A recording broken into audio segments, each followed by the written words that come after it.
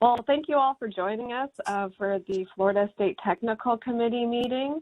This is Nina Bhattacharya. I'm the Assistant State Conservationist for Partnerships today. I will give you just like a brief overview of some housekeeping items just to get started. And I'm asking for those who are attending, if you can enter your name, title, organization, and email address in the chat box, that would be great. We can make sure to include you in our meeting minutes. I do ask that everyone go ahead and make sure your mics are muted, just so that we don't have any issues with audio. Throughout the meeting today, there'll be an opportunity for you all to ask questions and provide comments, and there's a few ways you can do that. You can either enter in the chat box your question or comment, and I will read it off and have the appropriate person answer. You can raise your hand and ask to provide a verbal comment or question. And to raise your hand, you'll need to look in the participant list and find your name, and you'll see that there is a raised hand icon there. Or alternatively, look at the bottom of the screen, there's the 3 dots icon. And if you select that, you should be able to see the raised hand feature. If you're participating by phone only, you're going to have to select *6 to unmute your line.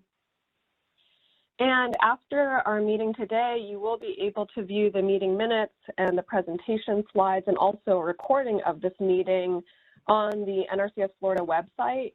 I did include the link here on the slide, but you can also simply just search NRCS Florida State Technical Committee and find that page. In addition to the meeting minutes and presentation, we also have our agenda and any meeting material on that page as well. Okay, and then moving on. So here's just kind of a quick overview of the agenda. We're going to have Juan Hernandez, our state conservationist, provide opening remarks and updates. Then Keisha Harvey, the Assistant State Conservationist for Financial Assistance Programs, will provide a report.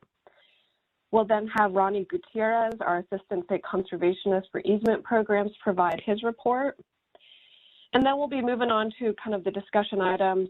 We have on the agenda source water protection discussion, which I'll be moderating, and it will also include a couple partner presentations. And then we'll have kind of a general discussion, which will have a few more partner reports and opportunity for others to provide some comments or questions. And then finally, we'll have our closing remarks. So with that, I would like to invite Juan Hernandez, our state conservationist, to provide the welcome and opening remarks. Juan, the floor is yours. Well, good morning. Can you hear me, Nina? I can. Oh, you can. Okay, awesome. So good morning, everybody.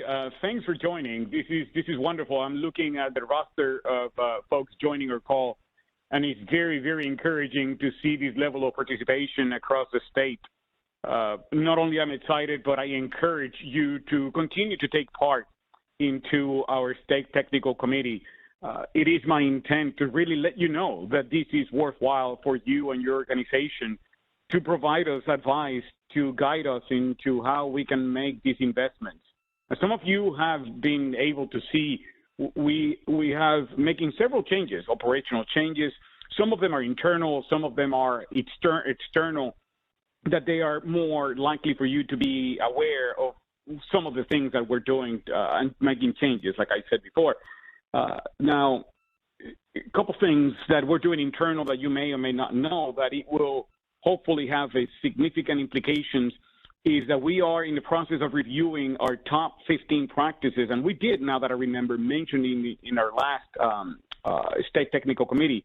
So we internally have taken several committees from our own employees to take apart all of these practices and sort of reassemble them again to make sure that we have had the most efficient way of delivering the most predominant work in the state of Florida. So that alone, I'm hoping that it will yield significant savings into how we operate and how we implement several practices.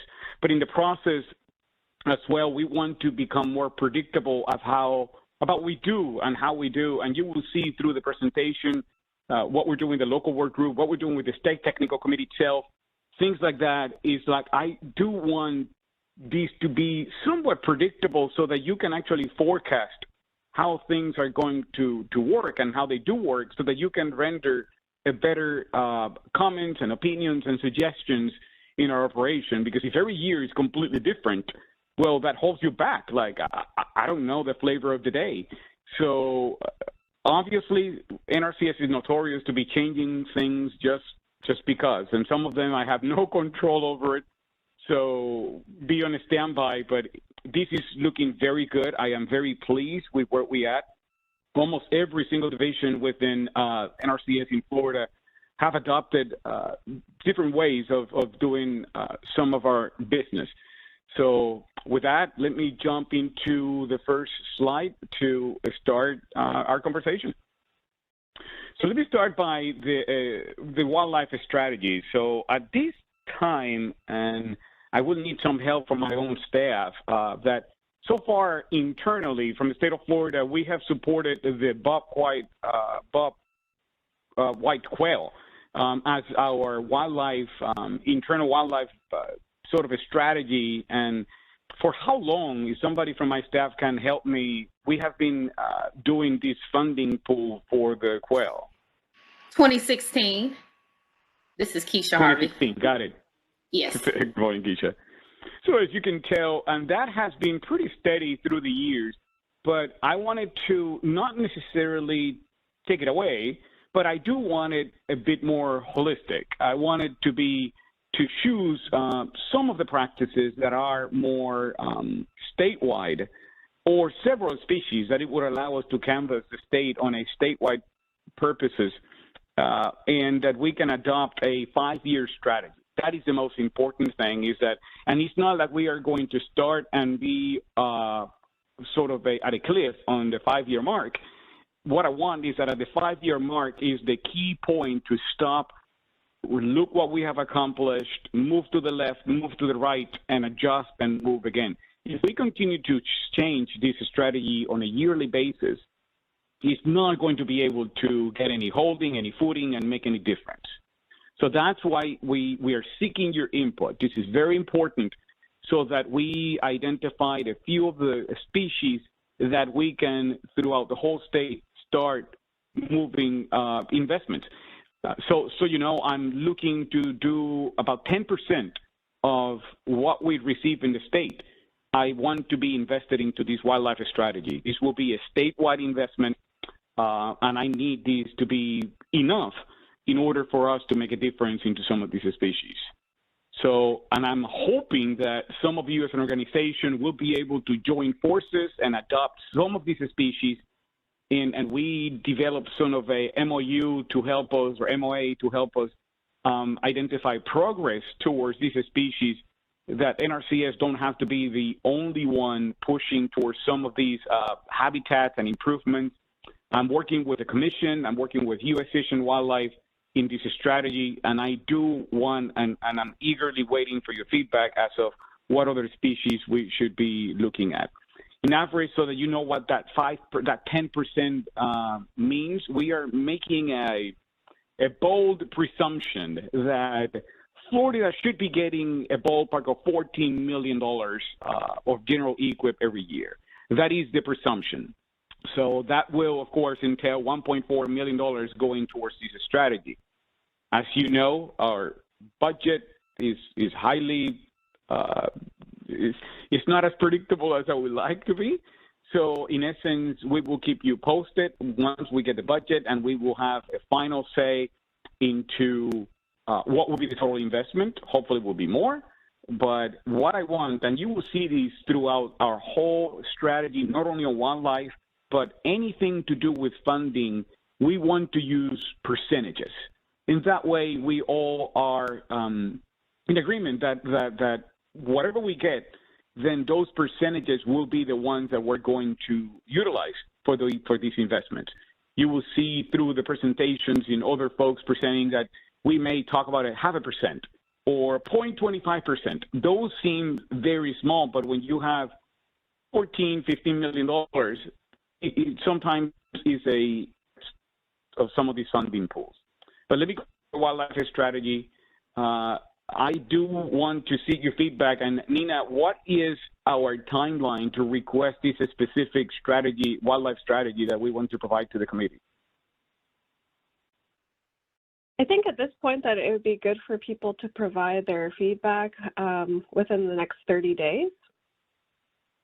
Perfect. So committee members, if you believe that you need more than 30 days, this will be a great time to get back to us and seek any, let us know. I mean, this is literally starting from scratch. In fact, we met actually, it was yesterday, the day before yesterday, that I met with the commission and the U.S. Fish and Wildlife to flush this list. So this is very recent. So 30 days, but if you need more time, please let Nina know and let us know. But that is the intent. If you want to add anything to that list so that we can have a further discussion into it, it is my intent in the next state technical committee to inform you of what will be the final wildlife strategy for the next 5 years. So stay put and be on standby. So any questions on this slide or the strategy on its own? I do see one person, Steve, has his hand raised. I don't know if you have a verbal comment or question. Oh, it looks like that hand went down. Okay, that's fine. So let's go then to the next slide in the case that they might think of any other questions or recommendations. So local work group, this is a whole different topic. This is, we want to reestablish the locally led process in the state of Florida, and we have done so already. I mean, we got, if I'm not mistaken, we almost got to the 100%. We got 86% response from all the districts in the state of Florida for our local work group, the local work group process that we just went through. That's still true, right, Nina? We got the 86%, or we got a little better? 86%. Mm-hmm. Got it. I can take it to the bank. That's fine. So 86% is what we accomplished of percentages of districts getting back to us, providing us feedback. The reality is that, of course, we're aiming at 100% to provide this feedback. And how is that going to be used? We are going to do a couple things. Either because we have a different delivery process that Keisha is going to explain you all later on today, how our delivery process will be in our field offices.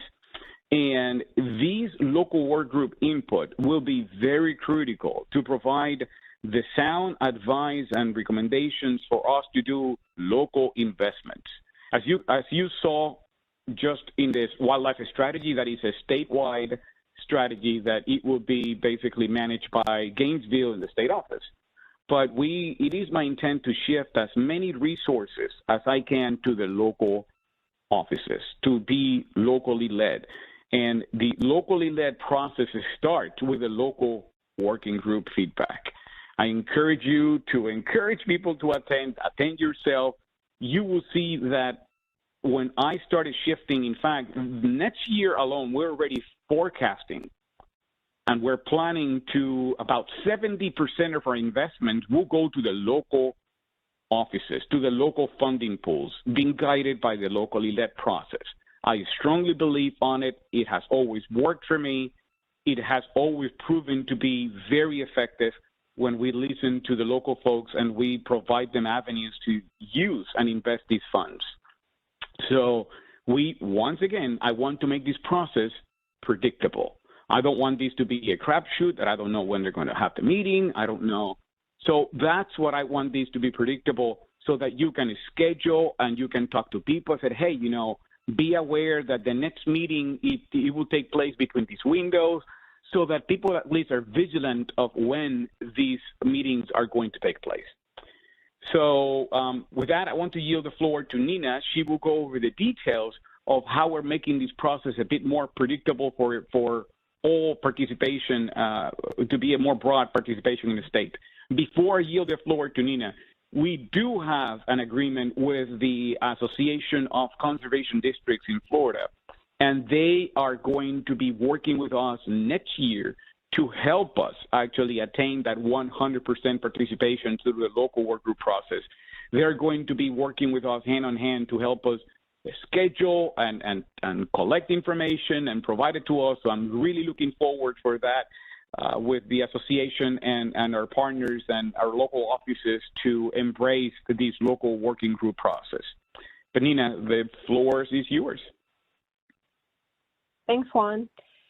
So I'm going to walk you through, as Juan mentioned, just the local working group process and also how that relates to the state technical committee meetings. So every year, NRCS will release the local working group online questionnaire at the beginning of July. And then we are asking for local working group meetings to be convened between the first business day of October and the last business day of November to complete that NRCS online questionnaire. We will also make sure that we post the meeting details to the NRCS website at least 30 days in advance of the meeting, similar to what we did this last year. And we're asking for all the local working groups to submit their questionnaires by the last business day in November. Then come the January State Technical Committee meeting, so that will be our first meeting of a calendar year. The local working group summaries will be provided to the committee. And then come the June State Technical Committee meeting, we will provide agency decisions, or if we're still evaluating based off of comments received, we will assuredly have those provided by the end of the fiscal year. So that's sort of a short and sweet version of, how we're going to be going through this process. And like Juan mentioned, it will be predictable. We'll have our State Technical Committee meetings twice a year in January and June. And then also the local working group questionnaires will be released at the beginning of July. So I would be happy to answer any questions or if people have comments regarding these items before we move on. Okay, I don't see any raised hands or any comments or questions in the chat box at this time. So with that, I would like to hand this presentation over to Keisha Harvey, our Assistant State Conservationist for Financial Assistance Programs, for her report. Thank you, Nina, for the introduction. Good morning, everyone. Again, my name is Keisha Harvey.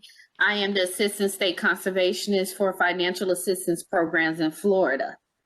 Next slide, please. This morning, I will give you an overview of the following topics. Those topics are high priority practices for fiscal year 2022, state priority resource concerns for fiscal year 2022, and working lands for wildlife bobwhite quail map for fiscal year 2022, as well as the 2022 funding pools that Juan mentioned earlier. I will provide you information regarding those topics. Next slide, please.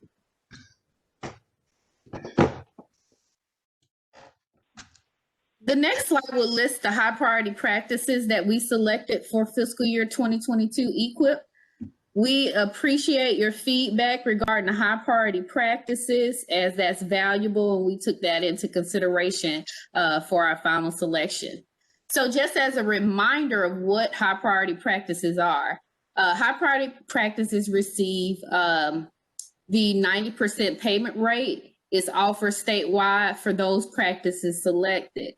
NRCS may designate up to 10 practices to be eligible for increased payment.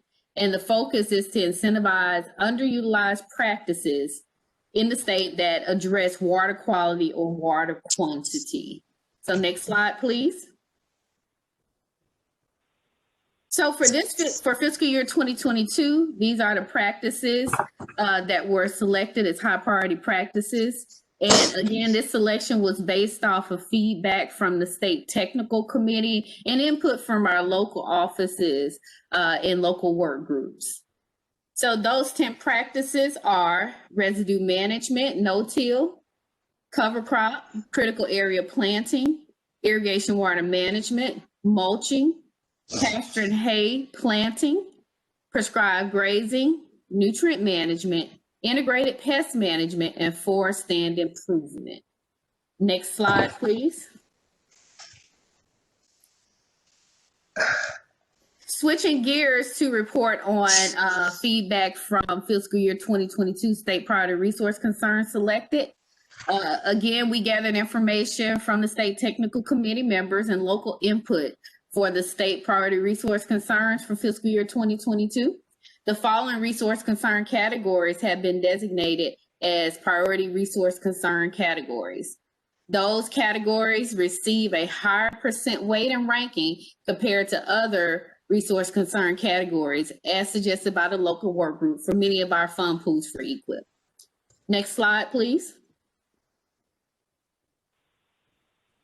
So here are the 8 resource concern categories that was selected: degraded plant condition, field sediment, nutrient, and pathogen loss, livestock production limitation, soil quality limitation, fire management, source water depletion, pest pressure, and terrestrial habitat.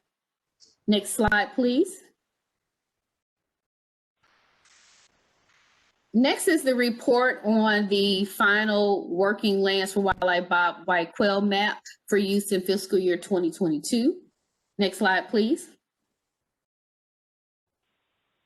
If you view this map, the priority counties are designated.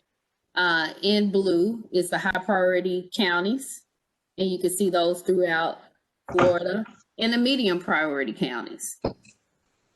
Many thanks for feedback from the State Technical Committee and our partners. Also, I want to again, last time thanking Don Buchanan of Florida Fish and Wildlife Conservation Commission for his help in this, Terry Nels and John Paul Calise of NRCS for their assistance updating this map. So that was a good partnership. The high priority counties again are blue and the medium are orange. Next slide, please. And reporting on our last section is the fund pool selection for EQIP. Please note that in this report is subject to change. However, a final list will be provided on the Florida NRCS website. Once we get we may have changes depending on direction from our headquarters. So that's why subject to change is mentioned. But I don't foresee many changes. The primary goal of such programs as EQIP, as a reminder, is to address priority resource concerns by providing financial assistance to participants willing to implement conservation practices that focus on resource concern. The application process has a competitive ranking system developed within each sub-account so that we can try to fund projects that have the highest likelihood of accomplishing the goal of addressing our priority resource concerns. Our sub-accounts include national and state and local sub-accounts that attempt to group projects that are similar and priority focused. Now, the national fund pools / sub-accounts that we get from headquarters, and we've had these for years, is the Longleaf Pine Initiative and the Working Lands for Wildlife Gopher Tortoise. And the priority areas and resource concern focus is determined by NRCS national headquarters. Funding amount also is determined at the national level. This fiscal year 2021, Florida received about $3 million for Longleaf Pine Initiative, but again, that amount has not been determined for fiscal year 2022. Funding amount for the Working Lands for Wildlife for fiscal year 2021 is $2 million this year that we received, just to give you some perspective. Next slide, please. These are our statewide fund pools, and appreciate the feedback from the state technical committee members, local feedback from the work groups in our local NRCS offices. So 30% of the funds, as Juan stated, in regards to the local fund pools, we want to do about 70%. So that means roughly 30% of funds will go to the statewide fund pools. Here are the fund pools listed: Working Lands for Wildlife, species targeted to be determined. we're looking at putting 10% of our allocation that we receive from headquarters, which Juan alluded to was about an average of 14 million to working lands for wildlife. But again, that amount for fiscal year 2022 has not been determined. So based on whatever allocation we receive, we're looking at putting 10% of those funds towards working lands. Conservation activity plans, we call them CAPs. We're looking at putting 0.5% to those CAPs. Our goal is that we want to fund every CAP plan that CAP application that we receive, and we've done that every single year. So that percentage may increase. Statewide strike force, that's 2%. And beginning farmer, rancher, we're required to at least do 5% for beginning farmers, as well as 5% for social disadvantaged. But Florida far exceeds those amounts in the past we have.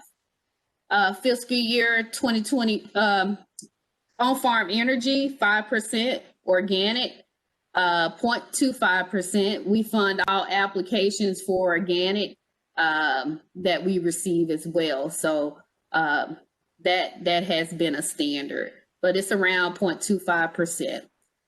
Forestry statewide, non-longleaf pine. We have longleaf fund pool. So we're looking at having a forestry statewide non-longleaf pine fund pool at 5%. And then we also have a state conservation innovation grant for seasonal high tonals, where we have set aside approximately 2.1% to fund up to that amount for projects. And I think, Nina, we've had a webinar on that where many of you did participate. And so this helps us, your feedback, better address local needs and meet our goals for addressing our priority resource concern categories. So we'll appreciate your feedback and thank you. And we look forward to continuing to do that. Next slide, please. For the local fund pool approach, we still have a little bit more work to do on this, but I wanted to give you an overview of what those approaches look like as we flush it out over the next few weeks. So at the review of the local work group information at the local level and the state technical committee responses, the EQIP fiscal year 2022 local fund pool approaches will determine. And we are trying to put, at least 70% of those funds of our allocation from headquarters to the local fund pools, so that, local priorities can be addressed and better distribution of funding for local needs based on our local work group feedback and state technical committee responses. So just to go over the NRCS conservation delivery team map, if you look figure 1, NRCS conservation delivery teams, NRCS has 4 administrative areas. And each of those areas is broken down into conservation delivery teams. The teams start in West Florida in the Panhandle as Team A, covering Escambia, Okaloosa, Santa Rosa, and Walton County, all the way down to Team L in South Florida, covering Broward, Miami-Dade, Monroe, and Palm Beach counties. There's a conservation delivery team that covers every county in the state. So this map will be providing a presentation on the website that Nina mentioned, our website, so that you can see where our conservation delivery teams are located. So the approaches are as follows for the local fund pools. Area 1, individual, they're choosing, well, I'll start kind of back up a little bit. We're evaluating the best approach to distribute funds to every county, what works best. So you'll see here today that there's different approaches here, and we hope to be come with a final approach for fiscal year 2023 after we evaluate how each of these approaches work here. So as Juan mentioned, we want to get to a point where we're very consistent, but we also want to make sure that we can distribute these funds to every single county as best as possible, get a better distribution of funds plan. So that's why we're trying to move at least around 70% of the allocation that we receive for general equip to those local offices. So area 1 in the Panhandle area will be using the individual office approach, which means that each of their 9 offices will receive their own fund pool and allocation. They'll be developing their ranking questions that target the resource concerns based on their local work group feedback and needs for their respective office and counties that they cover. Area 2, conservation delivery team, they'll have 3 fund pools. For this approach, they have 3 conservation delivery teams in area 2. And so their ranking, they will work as a conservation delivery team to highlight the local needs for their conservation delivery team in the counties that they cover. Area 3 approach will be the conservation delivery team method as well, but they'll have 9 fund pools. And for this approach, each conservation delivery team will have 3 fund pools each. So Area 3 has 3 conservation delivery teams as well. And each conservation delivery team will have 3 fund pools each, for a total of 9 fund pools for this area. Area 4 has a similar method. Area 4 is in South Florida if you go on down. Area 4 conservation delivery teams. There's going to be 9 fund pools for the conservation delivery team.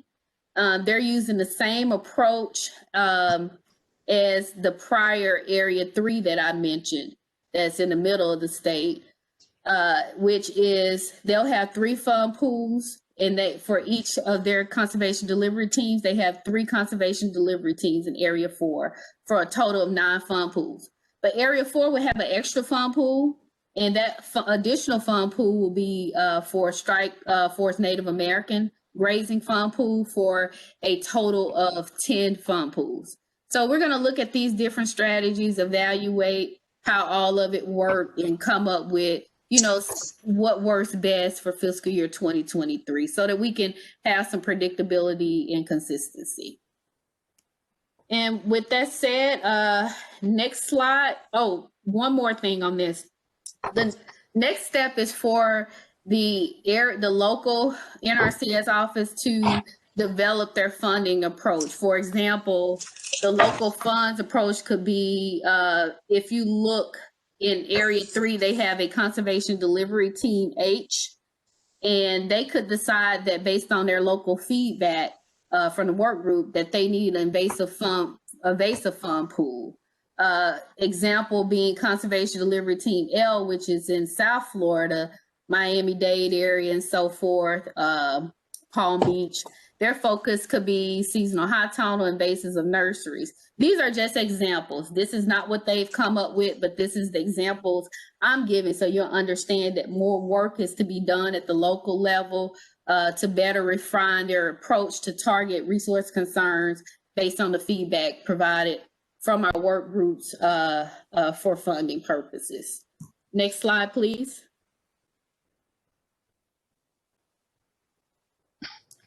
And finally, just as a recap on the discussion or the reports that I gave you guys today, we went over high priority practices that we've selected for EQIP, Environmental Quality Incentives Program. You were provided the finalized list of the state priority resource concern categories, as well as the working lands for wildlife bobwhite quail final map. And lastly, we gave you an overview of the fiscal year 2022 funding pools, which again is subject to change, but we think that will be minimal. But again, we'll provide the final list on the website as soon as we can. And thank you all for your time and attention, and please ask me any questions that you may have, and I'll try to answer it. Thanks, Keisha. You're welcome. So I'm going to get caught up on the chat box, and then I'll move to the raised hands. First, I just want to thank Aline Morrow for providing the comment about the wildlife strategy Juan presented. She had just mentioned that it hit some of the major umbrella species for U.S. Fish and Wildlife Service, and we'll continue to work closely with Chad and other folks from U.S. Fish and Wildlife as we progress through that strategy. Betty Jo Tompkins asked on the local working group meetings, does this mean that the meetings we held in May will be repeated this October and November? And so, Betty, yes, that's what this means. The meetings that you held in May were able to inform on these program and natural resource priority decisions that Keisha just went over and some of our others for fiscal year 2022. And so the meetings that will be held between October and November will be to provide recommendations for us to consider for fiscal year 2023. And as Juan mentioned, now it will be from here on out October and November meetings, so they won't be so close together. With regards to the next question from Dean Altman from Southwest Florida Water Management District, this is for Keisha. Does nutrient management include cost share for fertigation systems or simply record tracking? Thank you, Jean, for the question. Nutrient management is for record keeping.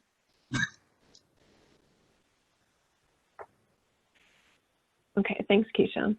You're welcome. Angela Bright asked, will we receive a copy of the presentation to share with those unable to attend?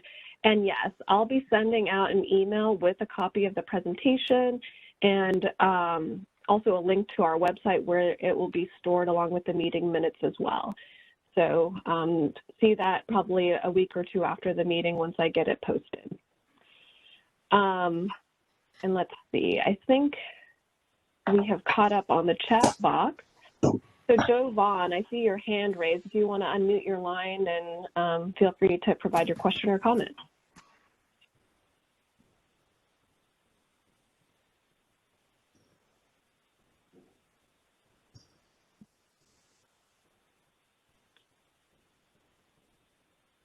Just checking, Joe, did you have a question or comment by chance?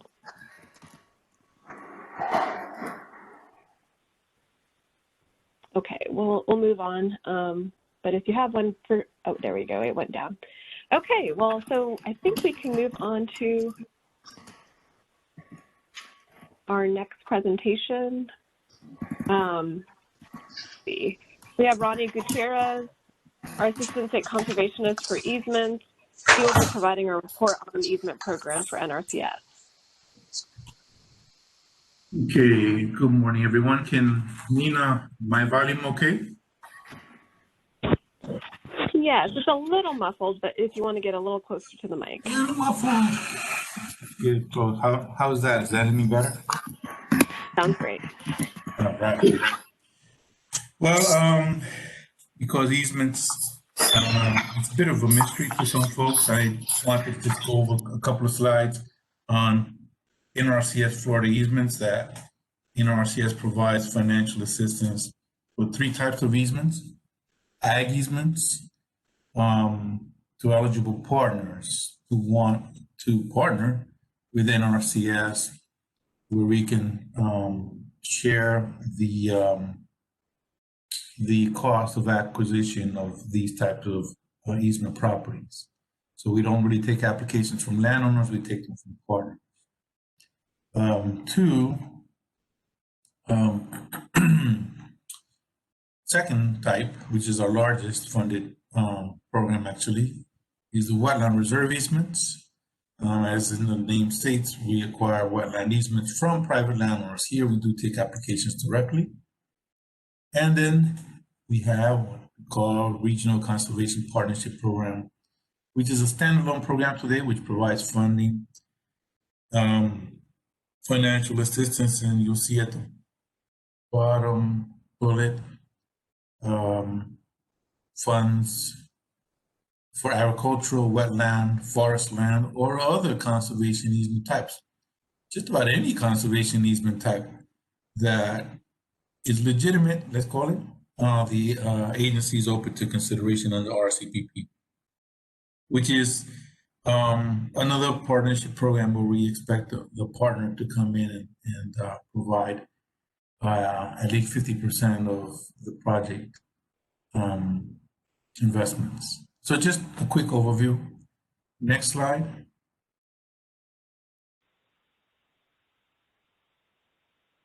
For as Florida is concerned, again, just to give you a quick overview, where we are with the feedback that was provided in the last state technical committee meeting. We received feedback regarding ALE ranking, particularly whether we are or should we consider more the species proposed to be federally listed, not yet listed, but proposed, and also existing landscape initiatives, and whether maybe we should be providing more points. Currently, NRCS Florida does consider, to a certain extent, these factors, but what we're going to do is, as we review our ranking criteria for 2022, we're going to be looking at these two items more closely. These reviews for ranking typically happen in late fall. Similarly, for WRE, we had some feedback in ranking on, again, existing conservation lands, such as sentinel landscape, recognition of additional wetland types, recognition of past management for landowners that apply, and quantifying the amount that might be restoration and management needed as a result. And these are definitely things that we've been discussing. So this feedback supports that I think we're in the right track. We are currently, currently the ranking for WRE does provide points for land in proximity, depending how the level of proximity to existing permanently protected conservation areas. And we do attempt to measure management by evaluating the presence of invasive plants. That's something that we can readily measure or at least estimate. Other things tend to get a little more complicated. We will certainly look at it. One other thing on the wetland types that were mentioned, what may be happening is that our categorization of wetland types does vary from other nomenclatures of categorization. So in certain cases, what some folks may call a bog, a seepage bog, or a cutthroat seep, we may, under our classification, call it a wet prairie. Depending on depth and duration, that's how we classify it. Not so much on the actual plant. And finally, there was a comment on our GARC, which is a complicated, confusing acronym, par for the course, NRCS, to say what are the rates of compensation that we calculate every year for landowners, so they have an idea.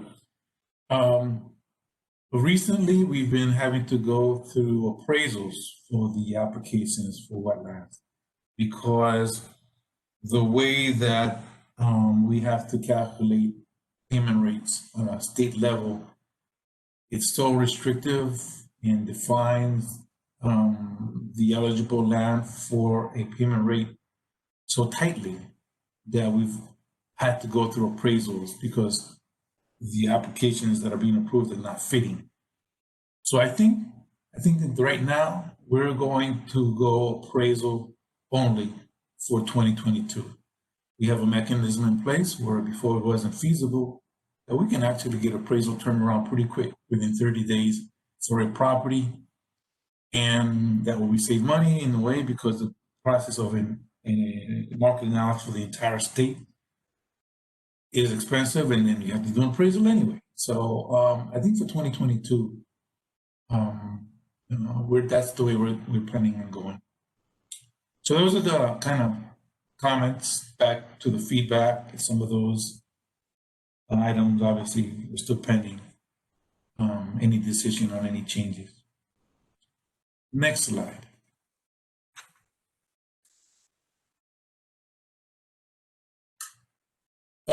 Just to give you a quick summary of where we are right now with easements. Hold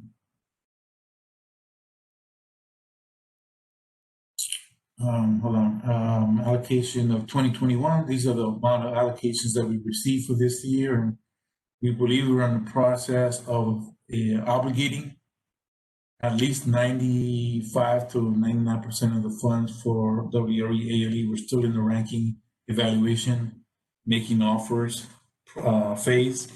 For RCPP, that money represents funding received for applications that were submitted last year. So the agreements didn't finally get obligated until this year. And all of that is additional money for conservation easements of various types. So you can see that RCPP on a particular year can bring in a significant amount of money for easements. Who knows, maybe in the future it might even bring in more money than our other programs, WRE and ALE, which, by the way, combined, we're still at the top or near the top of the amount of funds that are provided to states for easements, WRE, ALE. And if you throw in RCPP, I don't know, I'd say that if we're not number one, we're gotta be number two, which we typically are every year when easement allocations are divvied up. And you can see there where we are with acquisition on the second set of bullets. And HFRPs take a little longer because there are CPP projects, but we're in the process of acquiring those. And we have a significant amount of work in wetland restoration, and you see there just a snapshot of where we are for this year. Next slide. All right, although this is primarily a feedback session, wanted to let you know that our ranking for ASAP 2022 will be posted soon. I don't expect many changes from 2021. Some of them may come about from the feedback I just went over.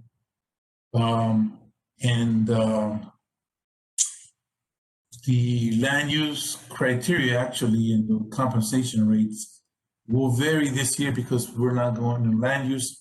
Criteria is important because if we classify your land as orchard or pasture, that implies a different compensation rate. Well, as I just said, we're gonna almost certainly be going to appraisals, which, USPAP process defines it, that the appraiser is looking at the entire property in comparison to comparable sales in the vicinity, appropriate area. So that is going to change. One other thing is that we're looking at for next year is a grazing option. A couple of years ago, we offered a WRE grazing option easement, which means the landowner only receives approximately 75% of the value that it would receive under a regular WRE. You get 100% of the fair market price of an easement, let's call it, value. So in other words, if a property can sell on the market for $6,000 per acre, let's use an extreme example, $10,000 per acre. In our easement, the value of the easement is determined to be 70% of the fair market value. Fee title, we may offer $7,000. Again, we don't, I'm just using an example. In this case, for grazing, we would offer 75% of that $7,000. So why less? Because the landowner gets to keep the right to graze the property. Right now, the landowner sells away the right to graze the property. So you say, well, I thought that the landowners grazed in Florida, these easements. Well, they do, but they're based on a provisional approval by NRCS, typically 5 to 10 years. But it has to be reapproved at the sole discretion of the agency. And while in Florida, we believe that grazing is the tool to help us manage these properties, it's still not a right. It's a compatible use that we approve. Anyway, I think we're going to be offering it once again. We didn't have any interest last time around. We're going to give it another shot, try to do a better job of getting the word out there. And we'll see if somebody is interested in keeping their grazing rights and have a lower compensation rate. And that kind of touches upon the compatible uses, which basically, allows us to give that grazing in Florida, which is the most unique aspect of Florida's compatible uses. Other than that, we're pretty standard. And so one other aspect of our compatible uses that is rather unique probably is that with the grazing, we also allow them to have some infrastructure out there to help them with the grazing operation. But there's been other things such as, habitat for gopher tortoise and other species, mitigation programs that are compatible with our wetland easement. One of the changes in the recent Farm Bill is that our easements have been made a lot more flexible and compatible with other conservation programs. So as well before, it was never possible for us to acquire an easement when there was already an easement on a piece of property. Today it's possible as long as we're not purchasing rights that have already been sold by the landowner. So yeah. These documents are always posted and available. They're for 2021 right now on our website, but they should be by fall posted up for 2022. And we'll be going over with you more detail at our next STAC meeting. And that's all I have, Nina. If there's any comments or questions from the group. Okay, thanks, Ronnie. I do want to go back to a question from Joe Vaughn. I'll try to unmute your line, Joe, and see if you're able to provide your question.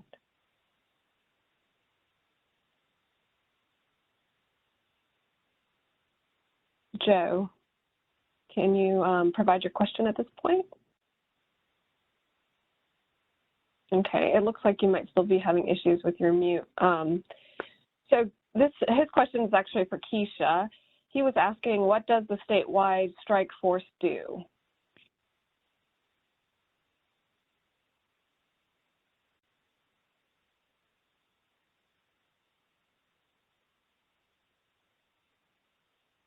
So Keisha, I'm not sure if you're muted.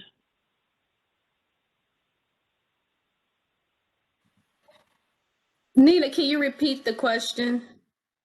Sure thing. So Joe Vaughn from FWC was asking, what does the statewide strike force do? Okay, the statewide strike force is a list of counties that were designated as low-income counties.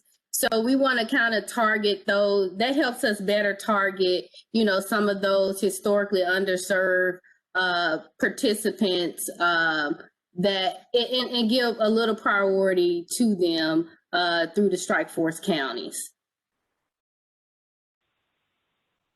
Does that answer your question, Joe? It looks like it. He said thank you. Okay, you're welcome. Okay, the next question is from Erica Hernandez, and this is for you, Ronnie. For a WRE management plan, is the restoration and enhancement part of the management plan, or is the restoration enhancement part of the agreement to protect the property on the front end of closing on an easement? Good question, Erica. And I'm not sure on the terminology, but I will explain it as the way the program is designed. Since this is a realty transaction at the heart of it, when we sign an agreement to purchase, we try to let the landowner know what we intend to do out there. And before we close on the property, we have a preliminary restoration and enhancement plan. Okay. And we present it to them, and the landowner says, okay, yeah, I can live with that, and I'm gonna sell away my rights to manage it because you're gonna manage it as a wetland, and this is the kind of wetland that, from what I understand, the landowner's talking here, you're gonna have some wet areas here, you're gonna have some temporary flooding on this side. Yeah, I can live with that. And by the time we acquire, we're finishing the more details on that process. So yes, but at the same time, I need to clarify that even though we present the landowner the restoration and management and enhancement of the property, we have acquired that right. So the reason we need their buy-in is because we cannot manage directly 250,000 acres now. 250,000 acres, more than 200 easements. We rely on the landowner having a vested interest in managing that property. So we tweak whatever way we can, so we're still reaching our objectives, the management plan, so that the landowner says, yes, I'm willing to participate. But at the end of the day, if the landowner walks away or sells the property and says, nah, you guys do your thing, I'm not interested, it's NRCS's responsibility to manage that wetland. So we try to make it as passive as possible for that reason. So hopefully I responded to your question, Erica.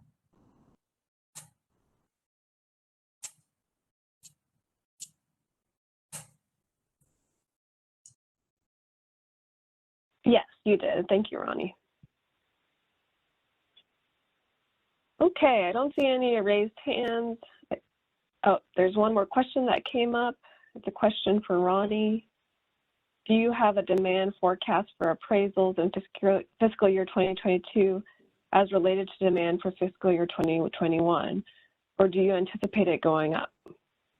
Say that again, Nina. Do you have a demand forecast for appraisals in fiscal year 2022 as related to demand for fiscal year 2021? Do we have a demand for what? The first part I'm not getting.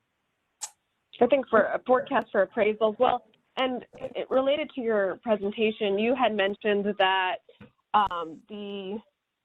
that you'll be doing only appraisals for easements. Right. So in a sense, yes, the demand forecast for appraisals is up because it will be only appraisals. Oh, I see. Yes. So we forecast doing more appraisals, but of course, it'll depend on funding, depend on who applies, depending how many we approve.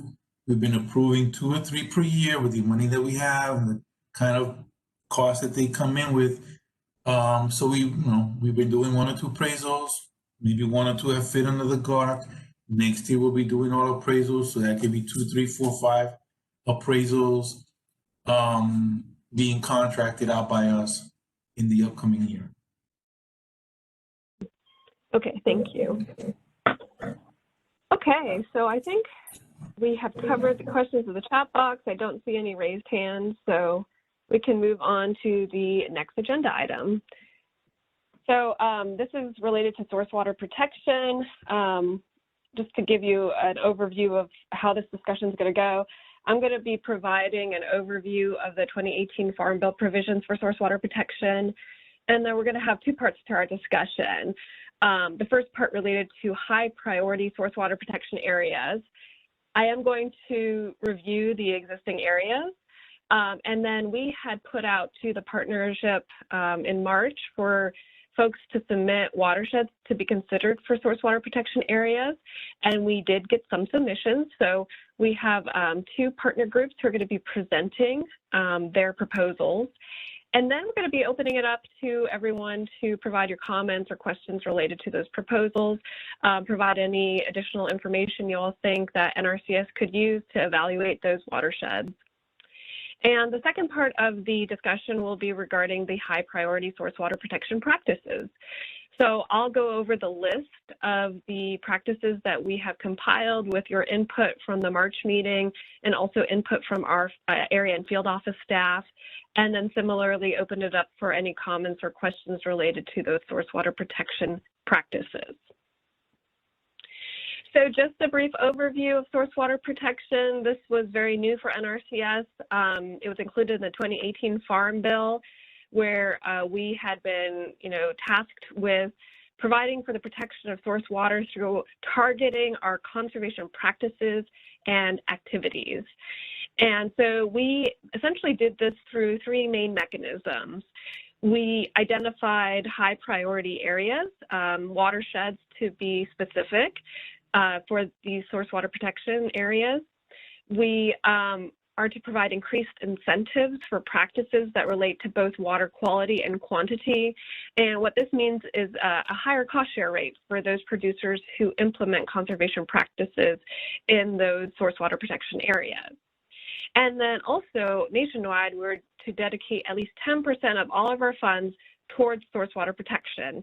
And that crosses our conservation programs from the Environmental Quality Incentives Program to Conservation Stewardship Program, and also our easements programs. So first, I just want to review our existing source water protection high priority areas. And these were selected last year, I should say narrowed down last year into kind of three main areas. We've got watersheds up in that middle and lower Suwannee River Basin. There's watersheds near the Caloosahatchee River Basin, and then watersheds in the northern part of Lake Okeechobee Basin. And so this is where we had our targeted conservation practices with that higher cost share rate in these watersheds for fiscal year 2021. And so based off of the last state technical committee meeting, we had two partners provide proposals. The first one is from the Florida Keys Aqueduct Authority. We've got Julie Sheehan, who's the Director of Legislative Affairs, who's going to be presenting her watershed submission. And then after that, we have Tall Timbers Research Station and Land Conservancy. We've got Peter Kleinhens, who's the Osceola River Coalition Coordinator, and Tyler McMillan, who's the Conservation Program Liaison, who will be presenting their submissions. So I would like to invite Julie to come and provide her presentation to the group. Julie, the floor is yours. All right, thank you very much, Nina. Yes, I'm just going to talk to you a little bit about our priority watershed designation request. It is in South Miami-Dade. I don't know if for the record we need to go over the HUC ID number, the HUC 12 ID number, but it's 030902061606 for that. Next slide, please. Okay, and this just gives you a little bit of an idea where this this watershed is located. We are in South Florida, actually South Miami-Dade County. We're bordered by the Everglades National Park, and our flow is generally seaward. It's connected to both Biscayne Bay and Florida Bay. There is quite a bit of farmland surrounding us. It doesn't show that well on this slide with the overlay, but we will see that a little bit better in a slide a little bit down the road. In this area where our well field is located, and you can see the Florida Keys Aqueduct Authority's well field is located right in that blue box there within this watershed. We utilize the Biscayne aquifer, and it's a shallow aquifer in this area. It's about 30 to 60 feet below sea level. And this is the sole water supply for the Florida Keys Aqueduct Authority. Next slide, please. And as a sole water supply for the Florida Keys Aqueduct Authority, we supply water to about 158,000 residents and visitors. It supports a robust tourism economy, and it is a vital economic engine for the state. The aquifer is highly permeable. It's very connected to surface waters, and it is very susceptible to groundwater contamination. And when we looked at the USGS data, they highlighted some sources of contamination, which include saltwater intrusion, infiltration of contaminants carried through canals, direct infiltration of pesticides and fertilizers carried in runoff, and septic tanks. Next slide, please.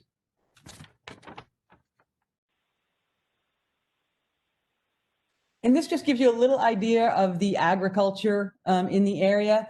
And again, just for reference, you'll see a dark green square kind of to the right side of the graphic with a little white blob in the center. And I'm sorry, it should have been highlighted, but I didn't highlight it. That's our well field, and surrounding that well field. Yes, perfect. Thank you so much. So that's the Florida Keys Aqueduct well field. And the watershed would be surrounding that. You can see we have quite a bit of farmland to the north, to the west, and to the south, and not as much to the east there. And I want to thank Christine Coffin with the NRCS Florida City Service Center, because she provided me some great data on the agriculture in the area, especially regarding the crops. So what we have in the area: row crops, tropical fruit groves, and container nurseries. We also have, quite a bit of farmland, and this data from the farms is from the 2017 Ag Census. It is countywide. It's not just specific to this huck. I did not have that available, but it is countywide. And it showed that there were 2,752 farms, 78,543 acres, and an average of 29 acres per farm in the farmland data is from Miami-Dade County. Next slide, please. Okay, and what are our major threats? Well, we have really two major threats. We have saltwater intrusion, which you'd think would far enough inland for that not to be a threat, but it is a very serious threat for us, and also nutrient contamination. So those are the big threats to our well field. Next slide, please. This shows you the saltwater intrusion line mapped by USGS in 2016. Just for a little, so you see our well field there to the left or the west. And further east is Biscayne Bay, and it's about 11 miles away from our well field. It's off the graph. If you can see that sort of linear shaped canal system to the right, that's the Turkey Point cooling canals there. But this red line sort of shows you where the saltwater intrusion line has moved waterward, and this line actually moves about 460, or is moving right now about 460 feet per year. So it is advancing westward. So we're hoping, what we want to try to do is really make sure that we are having efficient use of the resources in this area to help keep a higher head and help in any way keep that saltwater intrusion line from moving any more westward. And, this would be beneficial both to the authority and the growers in the area. Just keeping this line at bay. And just as a point of note on this slide, you'll see several dots, some red, some green, some yellow. The red dots actually, in some of these wells, these are, the red dots represent monitoring wells, and some are Aqueduct Authority monitoring wells, some are USGS monitoring wells. But if you notice the red dots to the right, we used to monitor that area, but the line has migrated so far forward that there's really no point in monitoring those anymore. So those are inactive wells for us in those locations there. Next slide, please.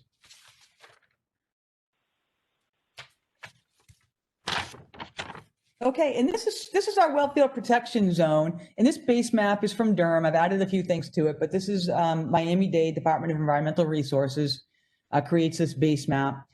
And so again, you'll see where our well field is, and you'll see the 10-day through 210-day zones. And then you'll see the yellow rectangles and triangles. And what those are Miami-Dade's monitoring wells. They have 8 monitoring well clusters that surround our property, and they take measurements at 20, 40, and 60 feet. So there's 3 different wells at each of these sites, and they look for contamination. They've been sampling these sites biannually since 2009. All of the wells that they sample do show nitrates present. Wells 1, 2, 4, 7, and 8 with the circles around them, those show increasing nitrate trends.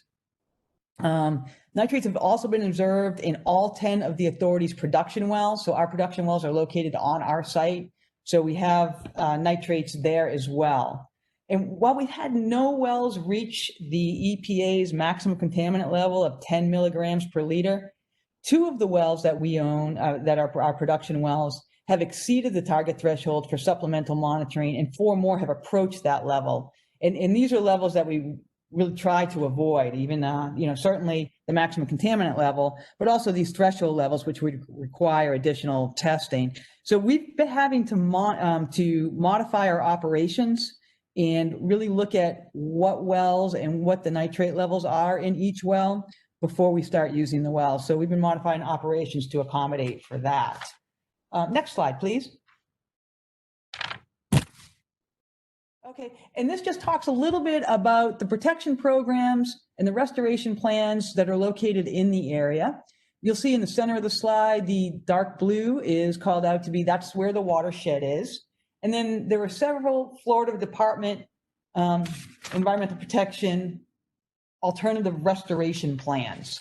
The first one I want to talk about is, in these alternative restoration plans, the DEP actually encourages these because they're a better alternative for water quality restoration. Or they encourage them when they are a better alternative for water quality restoration than a basin map and a B map. So they're really not less important, they're just a little bit different. We have several here. The first one I want to talk about is the Biscayne Bay Alternative Restoration Plan. And that one's actually under development. But there are some other issues going on with Biscayne Bay that have happened recently. We just had House Bill 1177, which establishes the Biscayne Bay Commission. That ends up as being a clearinghouse for related public policy and projects related to Biscayne Bay. And that same bill prohibits disposing certain waste in Biscayne Bay. And in addition to that, there are several others. We have the Florida Keys Pollution Reduction Plan, Alternative Restoration Plan. And you'll see that there's a crosshatching sort of in Florida Bay. You'll see the Florida Keys Reasonable Assurance Plan, which is actually outlines the Florida Keys. And to the, a little bit higher up, a little to the north, you have the Everglades Pollutant Reduction Plan. So those are the alternative restoration plans, the FDEP alternative restoration plans in that area. But we do have additional programs too. Next slide, please.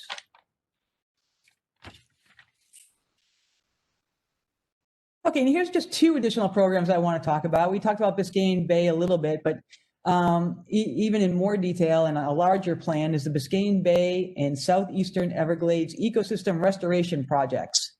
And for those of you in this area, you know it as BBCR. And I'm going to use that acronym because that's just a mouthful otherwise. So the BBCR program is a component of SERP. So that's the Comprehensive Everglades Restoration Plan, which looks at water flows and making sure that the Everglades are getting the water they need, where they need it, when they need it, to really summarize that in one bullet point. But the BBCR is also looking to improve quantity, timing, and distribution of fresh water in that Biscayne Bay area. One of the goals of the BBCR is to increase resiliency of coastal habitats in Southeast Miami-Dade County and make it resilient to sea level rise. So again, going in line with the saltwater intrusion migration that we saw earlier, this part of this program is working on that as well. And for the Aqueduct Authority, and I know Miami-Dade does this in other areas as well, but we have a wellfield protection program that's managed by Miami-Dade. And they do a lot of services for us. They monitor the development activities in the area. They monitor the environmental conditions, saltwater intrusion, and groundwater monitoring. So these are just two other programs that are very active in that watershed area. Next slide, please. And I just want to sum it up with just kind of a summary of the justification. The watershed is home to the potable water supply of the Keys. It's surrounded by environmentally sensitive lands, the Everglades, the model lands, Biscayne Bay, Florida Bay. There are multiple alternative restoration plans and protection programs in place for these sensitive lands. The aquifer is shallow and comprised of a highly permeable substrate, so it really is susceptible to contamination. Nitrogen contamination is present, and in some areas it is trending up. Saltwater intrusion continues to migrate westward at this point, and we're looking at the conservation funding and technical assistance that can be provided in this area, I believe can be benefit to both the growers and the watershed. And next slide. Any questions?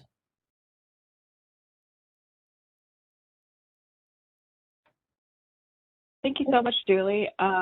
I don't see any questions so far in the chat box or raised hands, but I do want to just say thank you very much for submitting this watershed for consideration for our source water protection areas and for providing this background. It's very helpful for NRCS to have our partners come to us with this type of information.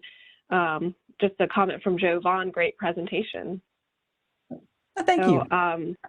Yeah, absolutely. So if people have questions, we can kind of loop back to them, but I don't see any so far.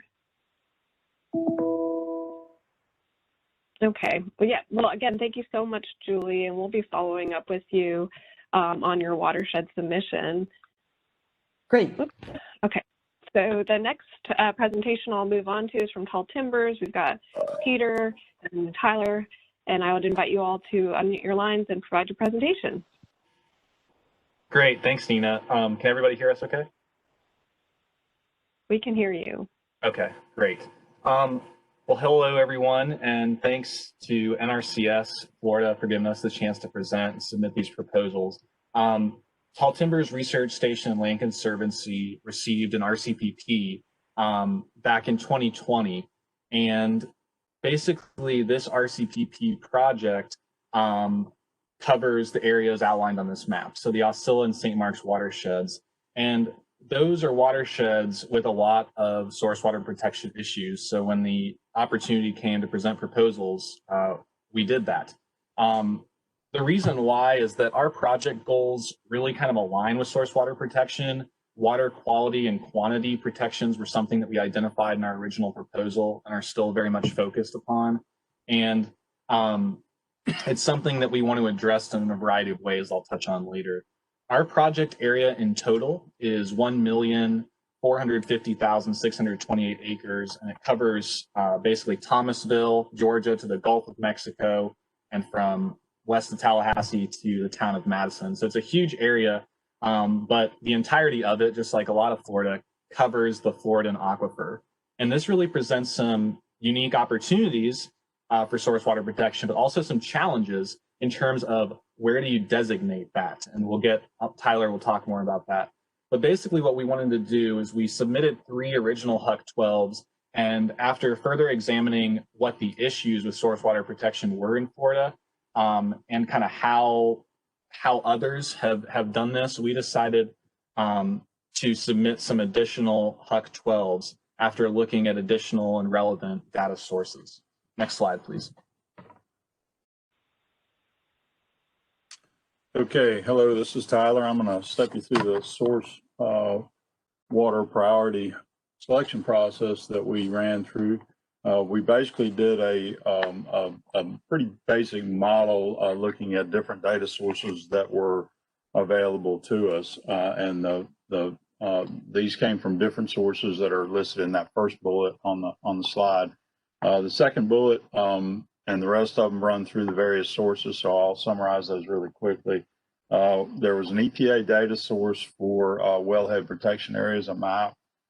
They basically have 4 criteria on there, and the highest criteria on there, which would be a HUC 12, was 72 to 100% of the watershed in the EPA designated wellhead protection area was scored for. Basically, we just gave these things a point, except for one of them I'll explain later. That they got a point for that if it was in those areas. The next item was documented groundwater related impairment. Basically, what we used for that was the BMAP areas for the Wakulla and Wassissa watersheds. Those are BMAPs that are already in place, and we use their primary focus areas because they actually cover pretty much the whole area up into Georgia, but the primary focus areas are a little bit more constrained. Moving on, the next one is swallow hole presence. DEP has a map of springs and documented swallow holes on their website. And so basically, if one of the HUCs contained a swallow, it scored. And a swallow is basically a stream to sink feature. So there's a contribution area, a smaller basin that concentrates runoff into identifiable streams that disappear underground at a specific point through a sinkhole. And some of those streams are intermittent and some of them are continuously flowing. The next item we had there was public water supply well presence. So that was a DEP data source, and basically if there was a public water supply well within the HUC, it was scored for that. There are a number of resources concerning aquifer recharge and aquifer vulnerability. We used a couple of them largely because if you use all of them that are out there, you basically end up double counting the same thing. And so we really focused on two published documents. One is aquifer recharge, that's part of the CLIP data that FNA uses, Florida Natural Areas Inventory, and that's a set of categories that has 6 levels of aquifer recharge. And if this was the only one we kind of did some weighting on, is that a HUC 12 would have to have over 50% of its areas covered by either priorities 1, 2, or 3 of aquifer for aquifer protection. That gave it a score. And then the final one was the Florida and aquifer contamination potential, which is basically a presence or absence on that map, which is another Florida Geological Survey product. It does cover most of the area, but there are a few areas that were left out. Next slide, please.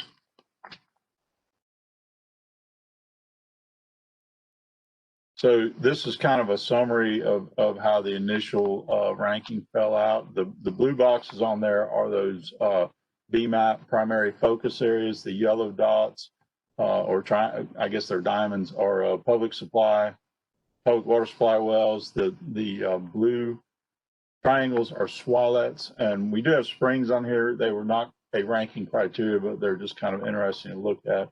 And so you can see that the darker shaded were ranked out through this process as the highest priority. And I think we went with 4 through 6 on this. And we'll go to the next slide, please.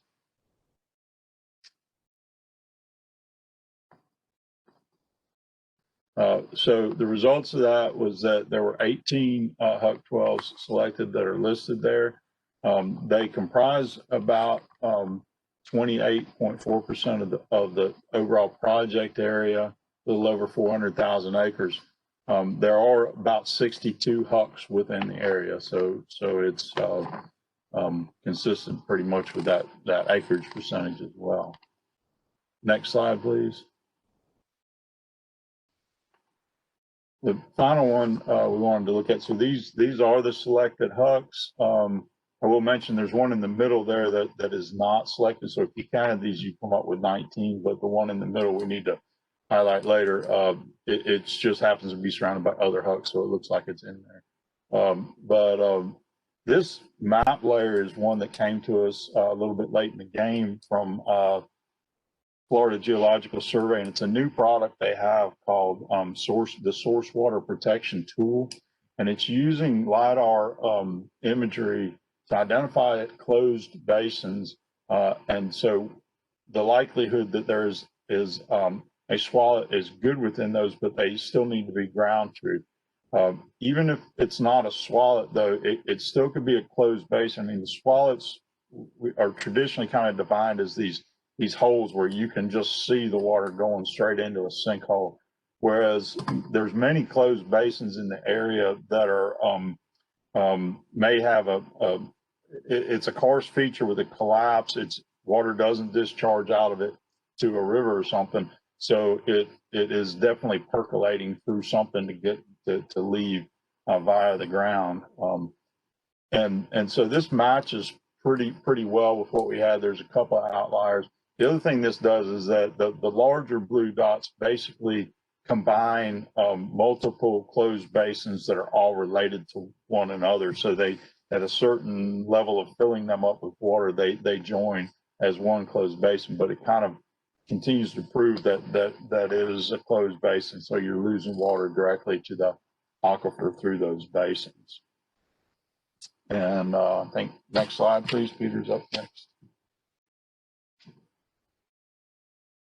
So just to summarize here, we've identified these HUC 12s, but what are the actual opportunities to improve source water in these areas? Well, for starters, we can look at the track record that exists already. There's existing producer investment, particularly in the eastern HUCs that we selected from other agencies and entities that are working with producers to improve nutrients going to the ground, improve land management, prove different practices that impact water quantity. So that's a good sign, and we are working with folks like the Swanee River Water Management District to build upon that. There are a number of traditional agricultural producers in these identified HUCs. That ranges from your traditional, field-based agriculture to forestry. We kind of lump all of that together. And what you'll notice in this map that is kind of interesting is that these HUCs do contain existing protected land, but as you can see, they don't contain exclusively protected land. We actually excluded those HUCs as lacking an opportunity. So these have a good mixture, and what we want to do is focus within our RCPP on the two key funding sources that we have. The first is management activities. So working with producers directly to implement land management activities that are going to benefit water quality and quantity within these areas. We're going to do that regardless.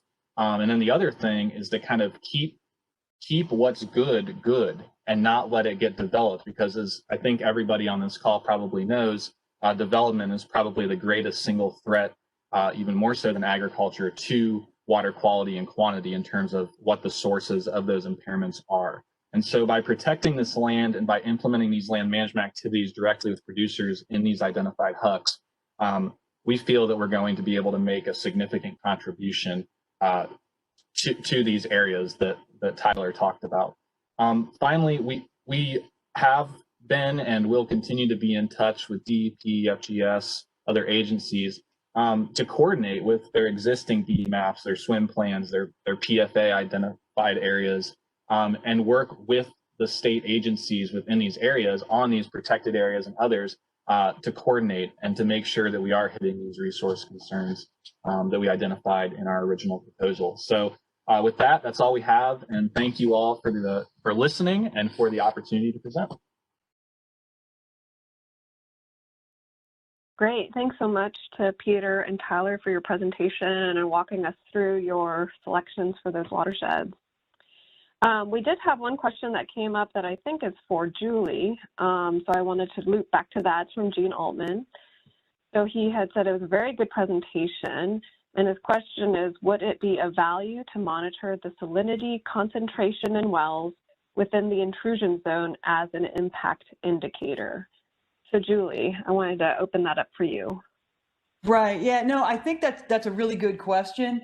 For the Aqueduct Authority, I think the cost benefit for us on that end is probably not significant or not beneficial enough for us to do that. But there is a lot of other monitoring going on, not only by USGS, but by Miami-Dade and Durham.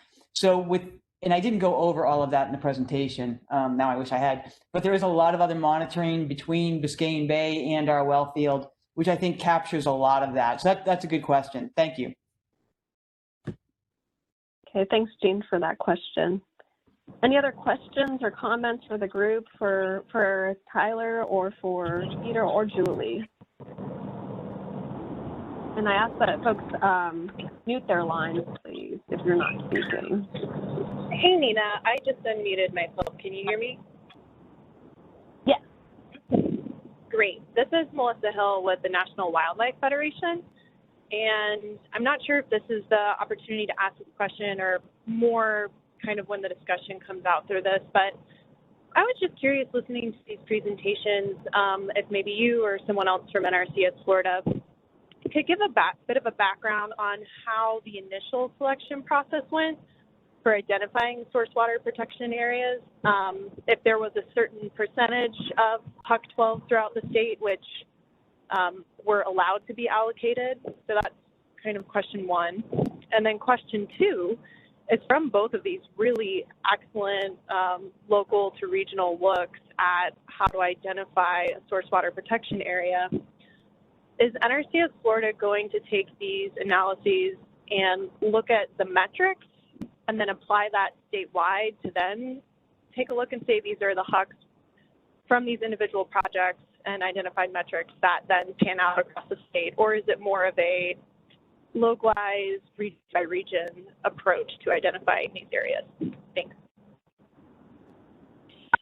Thanks so much for your questions, Melissa. Okay, so answer the first one with regards to how did NRCS make the initial selections for the watersheds. So I will start off by saying this has definitely been a progression as we, just were tasked with this under the 2018 Farm Bill. So the first kind of evaluation we did was back in 2019, and NRCS staff first contacted a number of partners and then also looked into a number of data sources to help us identify local priority areas. So we contacted the DEP, Drinking and Source Water Protection Department, Florida Rural Water Association. We talked a little bit with Farm Service Agency as well, since they actually help fund source water protection plans. And then we dug into some additional data from BMAPs to aquifer recharge areas to water supply assessments. And so one thing that kind of came up is that the existing source water protection plans for the state have really good data regarding the wells and in terms of impacts and impairments from a number of different sources except for agriculture. And partly that has to do with the fact that some of that data wasn't readily available to the folks who were preparing those plans. So we did an initial look at those plans, but then we ended up supplementing that to be able to determine where those impairments from agriculture are.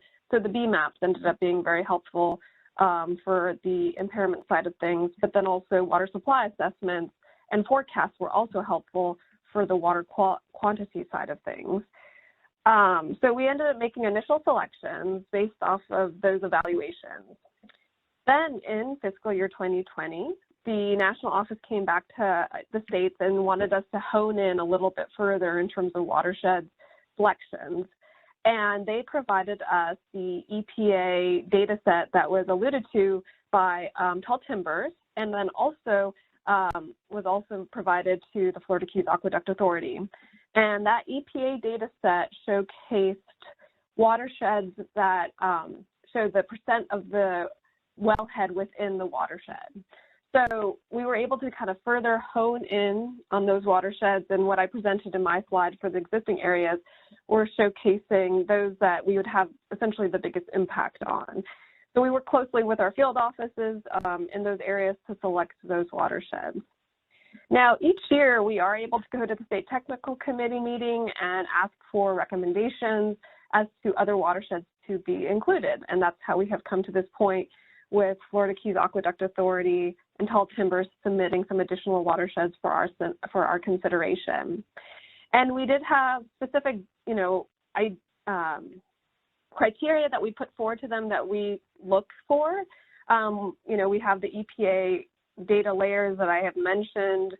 I also had gone to them and just said that if there's other data sources that would be helpful in identifying where impairments are specifically related to agriculture, that would be very helpful.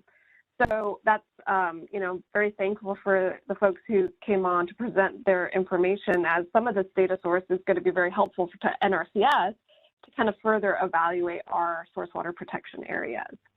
So that's a little bit of history. I hope that helped. And be happy to kind of follow up with any additional clarifications if needed.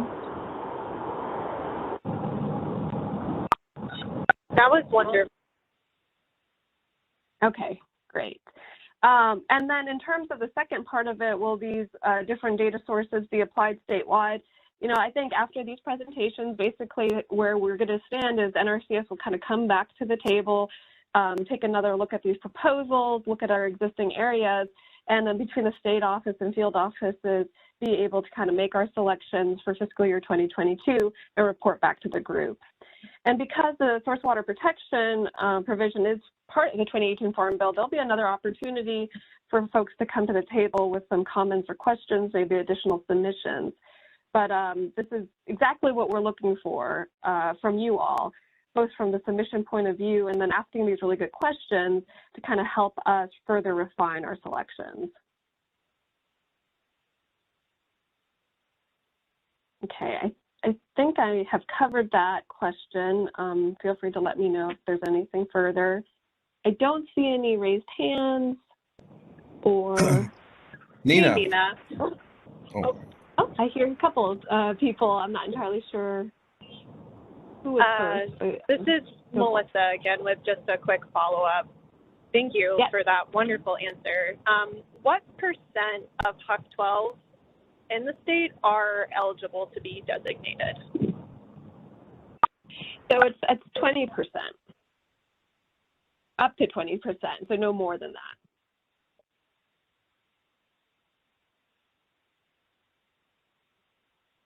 Okay, and then is there another person who had a question? I don't see a raised hand.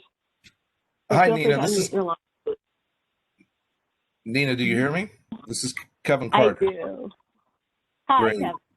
Hi, this is just a comment to introduce myself or reintroduce myself to some people on our group today. I'm with the Florida. I'm representing the Florida section of the American Water Works Association today, and we provide over 80% of the public water supply within our state.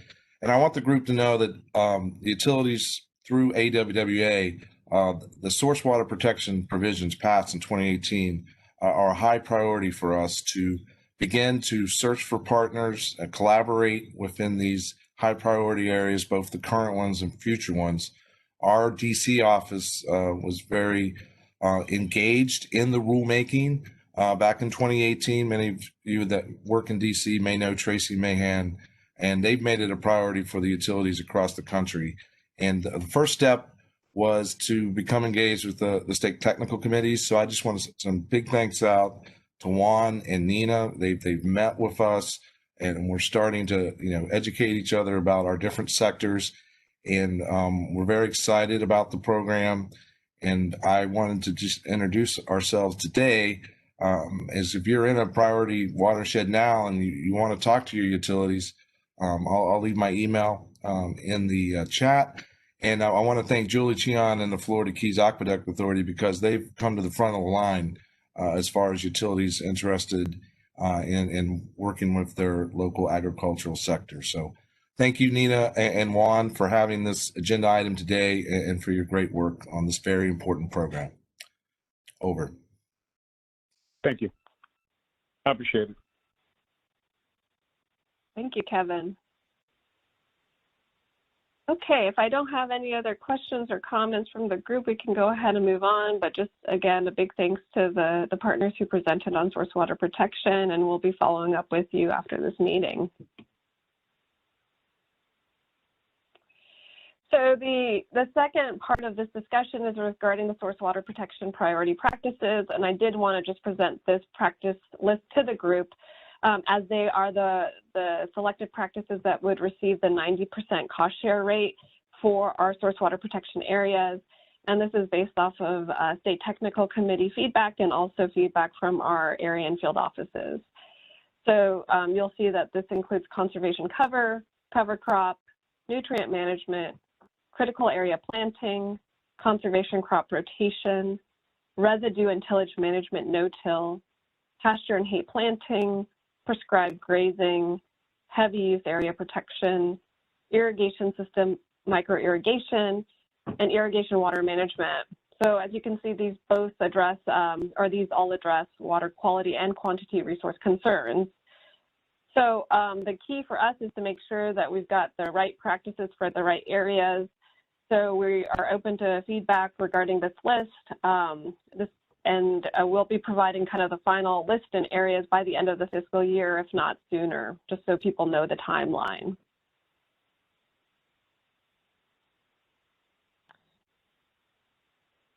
So if there's no other comments or questions regarding our source water protection discussion at this point, then we'll move on, but feel free to always, contact me after this meeting if anything pops up. And now we've got a few partner reports from folks. We've got U.S. Fish and Wildlife Service, Chad Allison will be giving an update. Tall Timbers Research Station, Kevin Robertson will be providing an overview of some research he thought the group would be interested in. And then we have an update from David Wolf, who's with the Northwest Florida Central Landscape Partnership. So I would invite Chad Allison with U.S. Fish and Wildlife Service to come on board and provide his presentation. Thanks, Nina. Happy to be here and share a brief update of some basic information about our programs. operating in Florida. It's been about a year since my predecessor left the position, Joe Pringer. Some of you may have worked with him, and a lot of you may be familiar with our Partners for Fish and Wildlife program. But I also wanted to speak about the coastal program as well. So these are voluntary habitat conservation and restoration programs providing financial and technical assistance across the state. And on the screen, you can see a map of kind of how we're laid out staffing wise. And the Partners program, we're sort of aligned with the area boundaries for NRCS, and the coastal program is a little different. It tends to focus on the coastal counties, but there are some inland counties that are covered as well. So we have staffing throughout the state. You can see by those dots on there, there's 4 partners positions and 5 coastal. Currently our partners position in Immokalee in South Florida is vacant, but we're hoping that won't be too long. Next slide.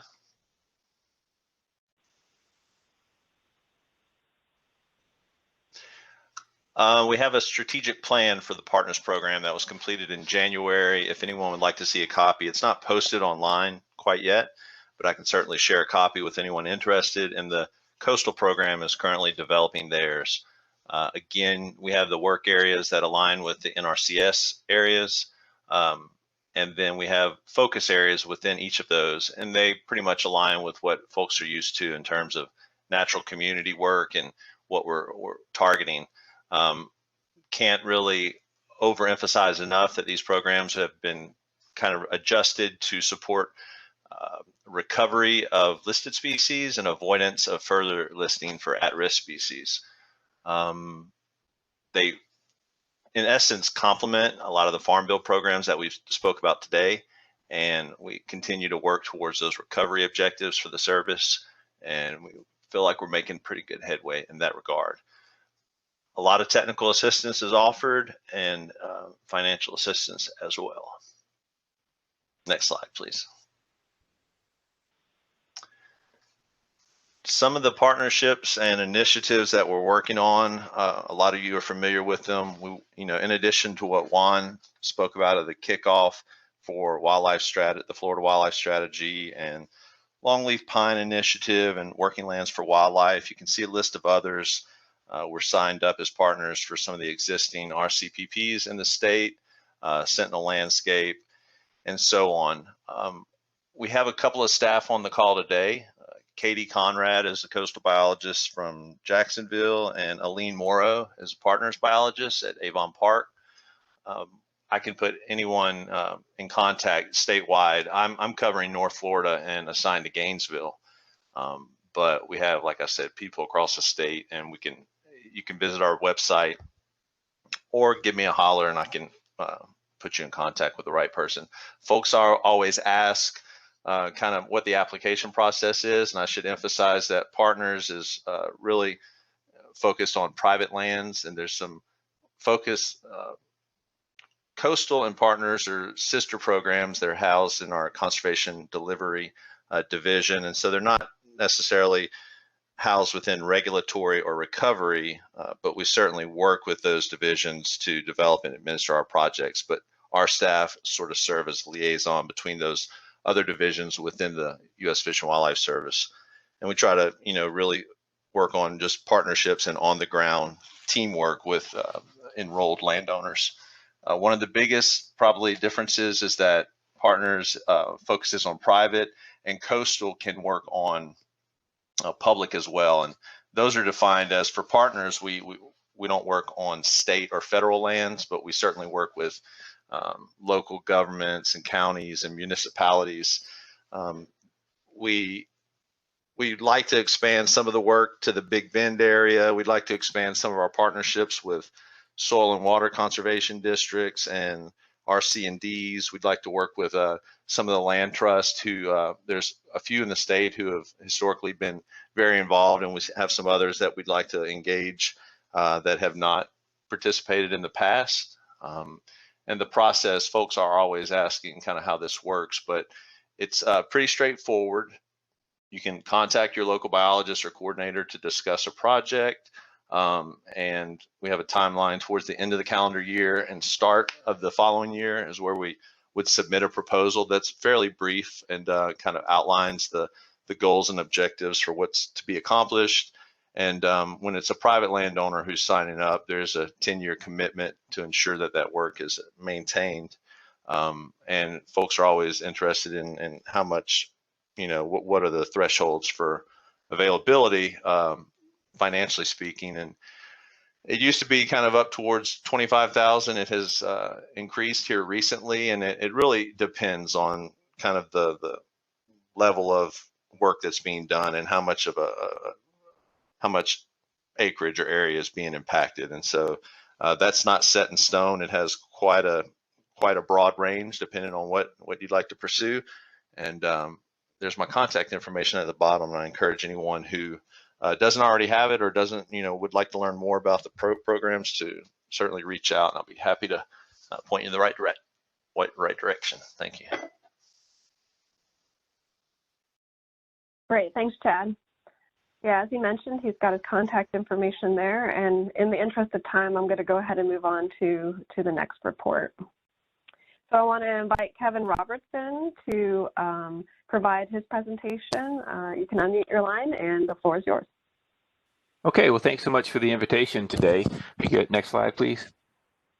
I think most people on this, can you hear me? Yes, we can hear you. Okay.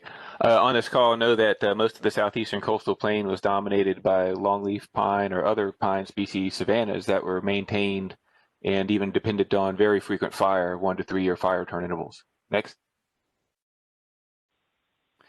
And with these native systems, there are many different ecosystem services. I won't go down the list, but a lot of them have to do with the very high biodiversity of the plants, the overall structure of the ecosystem that's good for hydrological processes and soil stabilization, and then a number of cultural resources such as hunting and recreation, honey, and others. Next. And of course, NRCS and other programs have provided incentives for restoration of pine communities, especially longleaf pine, that are generally conversions from row crop agriculture or pine plantations or improved pastures. Next slide.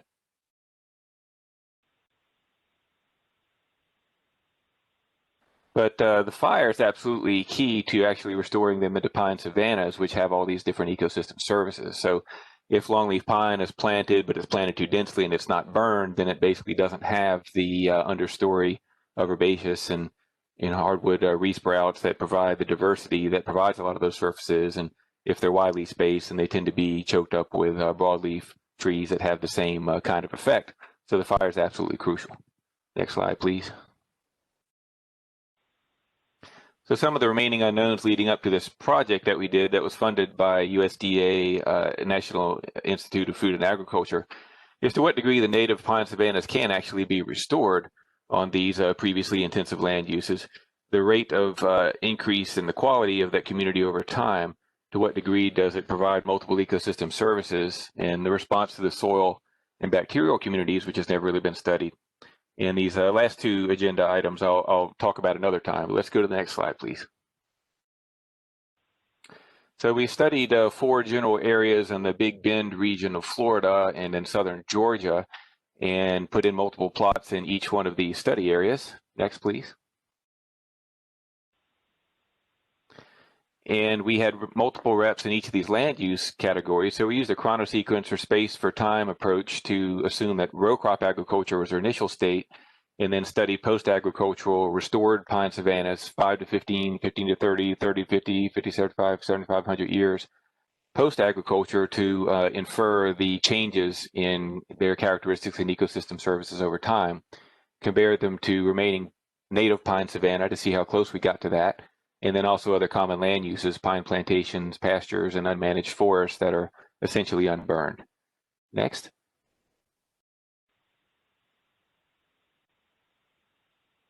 And you can go ahead and click through these slides, Nina. This is just showing basically how we determine these locations through multiple aerial photographs over time to see how, oh, I see it's not really animating. But anyway, we used aerial photographs to determine these locations. You can go on to the next slide, took a bunch of measurements, and then the next slide will be some of our results that we got from it.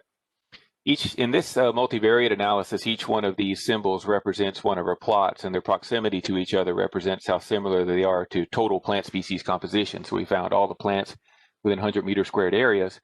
And you can see this progression from row crop agriculture, and then from early succession of 5 to 15 years on to 75 to 100, how it approaches the native pine communities. Never quite arrives there because of a suite of species that are resistant to coming back into old field pinelands, but it gets pretty close and has a lot of the same structure and associated benefits. Next slide. So these univariate results show crop land on the left, which again is our assumed initial state, and then progressive amounts of time since the abandonment of cropland and the institution of frequent, in this case, 2-year interval prescribed burning in these restored pine savannas. And you can see how the plant species richness approaches the green dot, which is our reference pine savannas, and is higher than all of the other common land uses. Next.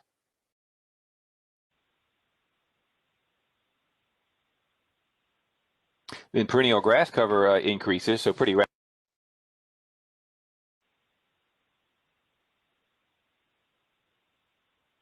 Kevin, I think we might have lost you.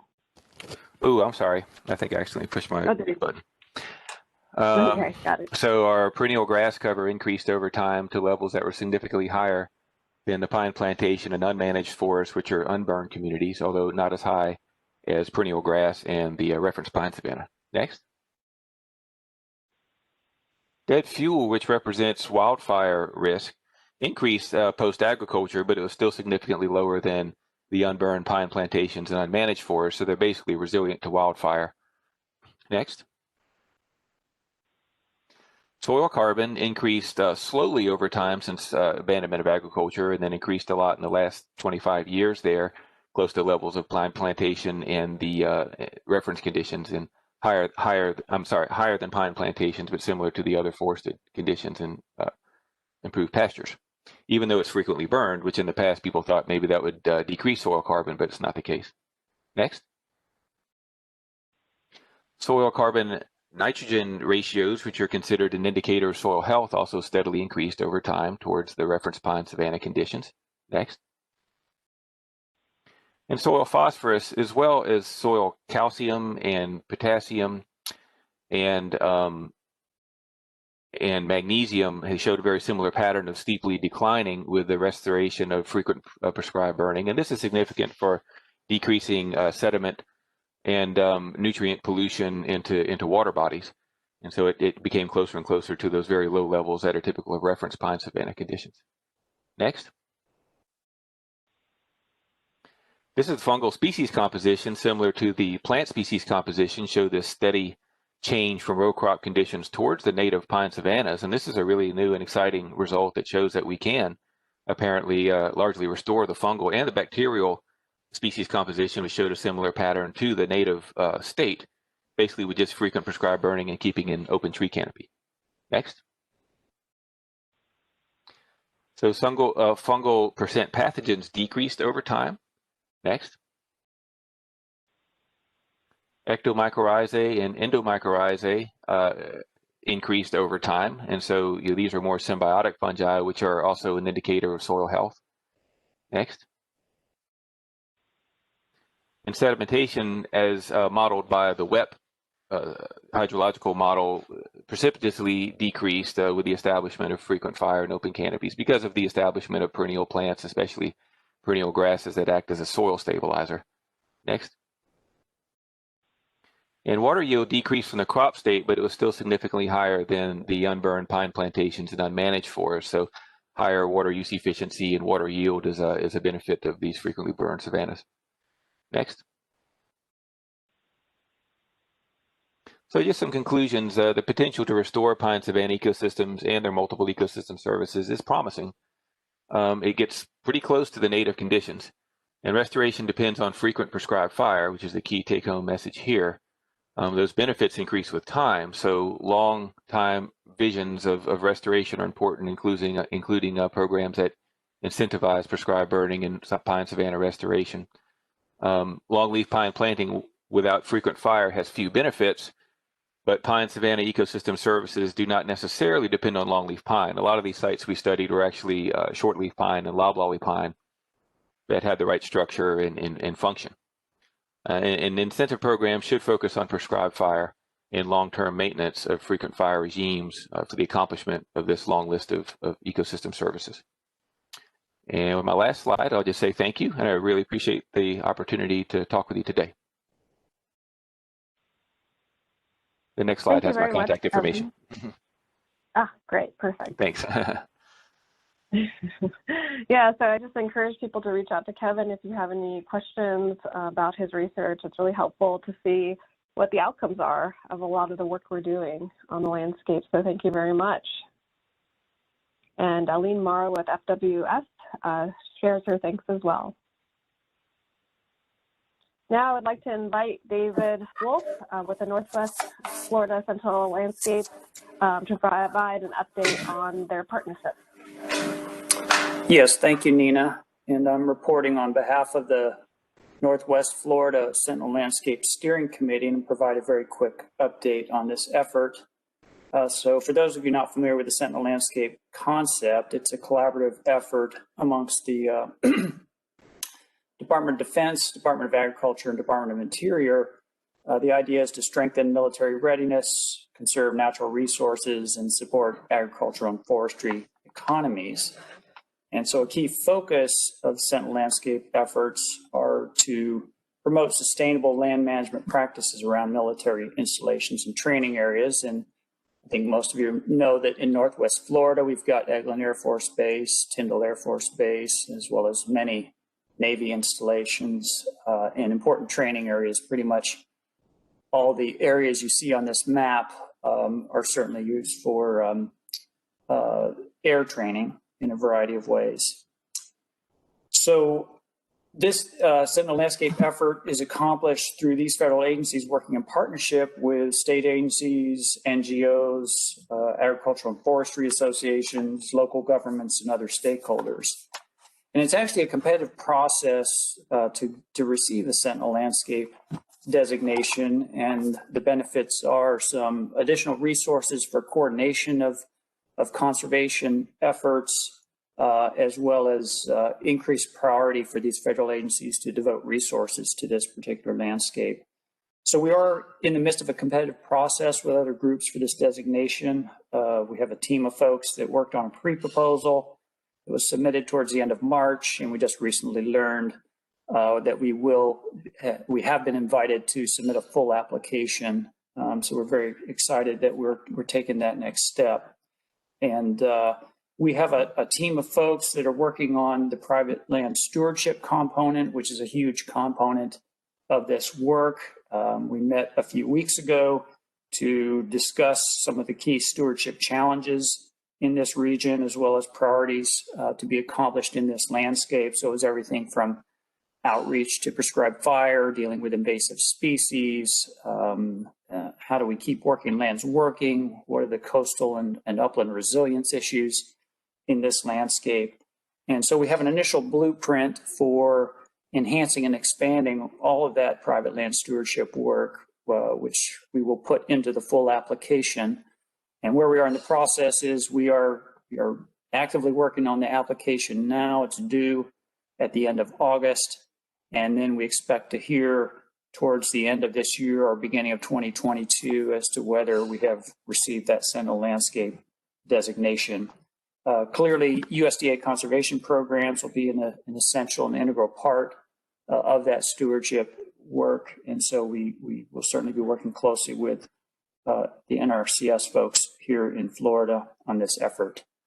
So that's it. That's a very short, brief description. I'm happy to provide additional information to anyone interested. My email is on the slide there. Thank you. Great. Thank you, David, for that update. Okay, so this is the final call for any announcements, comments, or questions from the group. Just to let you all know, come our January State Technical Committee meeting, we'll have a similar section for these types of reports and updates that folks may want to provide. So I will be providing an email out in advance of that meeting requesting for any partner reports to be included and can coordinate with you all. But this is something we'll be incorporating moving forward. So just want to give you that that heads up.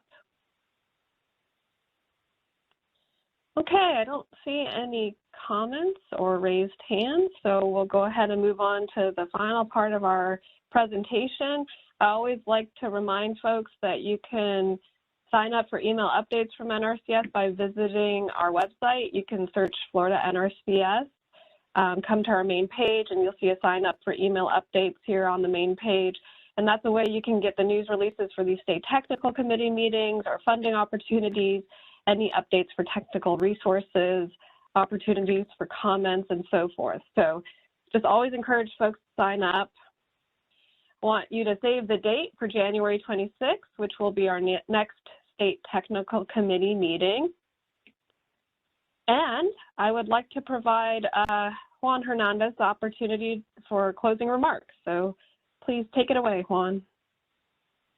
Absolutely. Thank you all. Great meeting, great presentations. In fact, that is exactly what I'm envisioning for follow-up meetings, is for you to be ready to, as partners, to present any relevant information to the whole committee. I think it is very useful, very convenient to have updates and things like that for the committee, because we have a lot of common denominators among many of the team members of the committee. And once again, thank you for the feedback. And as we proceed, we want to maintain these meetings on a regular basis, so I encourage you to continue to participate. And that's pretty much it. We are right on the schedule, a minute over, so enjoy the rest of the week and have a great lunchtime. Thank you, Nina. Thank you. Thank you, everyone, for attending. We'll be following up with our slides and meeting minutes as promised. You all have a great rest of your day. Bye-bye. Thank you. Bye-bye.